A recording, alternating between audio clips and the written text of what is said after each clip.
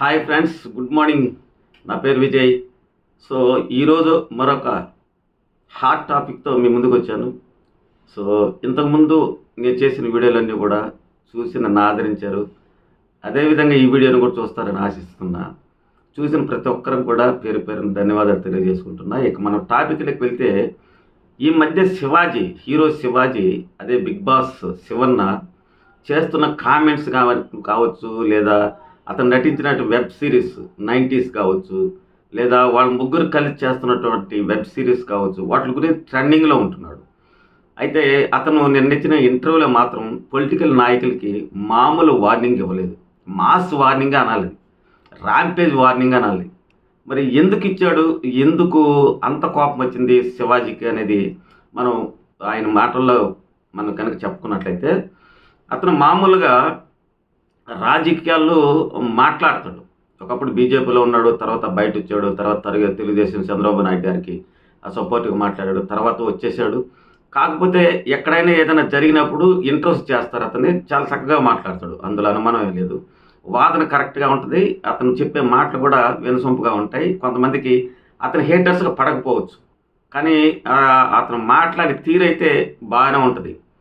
కానీ ఇక్కడ ఎందుకు వచ్చిందంటే, ఆ ఇంటర్వ్యూ చేసిన క్యాండిడేట్ మీరు ఇప్పుడు సినిమాలకు కంటిన్యూ చేస్తున్నారు, రాజకీయాలకు వెళ్తున్నారు అంటే, లేదు నా కొడుకులు ఇద్దరు కూడా సినిమా చేయమంటున్నారు, రాజకీయాలకైతే నేను వెళ్ళడం లేదు, ఖచ్చితంగా ఇది మాత్రం నా నిర్ణయం అని చెప్పాడు.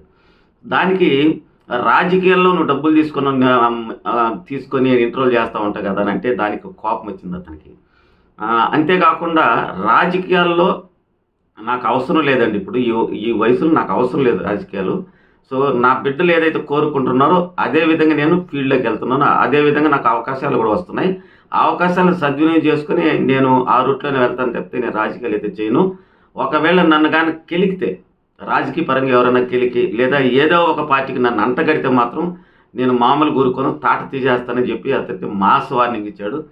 సో ఇది నిజంగా అతను ఇచ్చే మాస్ వార్నింగ్ చూస్తే నాకు కూడా నవ్వు వచ్చింది. ఎందుకంటే శివాజీ ఇప్పుడు నవ్వుతూ తొలుతూ కామెంట్స్ చేస్తూ అదే సెటైరికల్గా మాట్లాడతాడు. అటువంటి వాడు నిన్న సీరియస్ అయ్యేసరికి నాకు కూడా ఏంటబ్బా శివాజీ ఇంత కోపం వచ్చిందని అని అనిపించింది నాకు.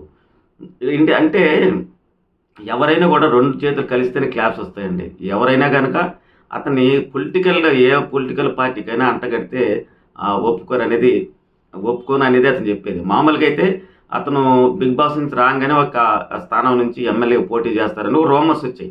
అందువల్లే యూట్యూబర్ అడిగాడు, దానికి అతను కోపం వచ్చింది. సో ఇలాంటి వీడియోలు మీకు అందిస్తూ ఉంటాను ఫ్రెండ్స్. ఇప్పుడు కూడా ఎవరైనా లైక్ చేయకుండా ఉంటే ప్లీజ్ లైక్ చేయండి, షేర్ చేసి సబ్స్క్రైబ్ చేయండి.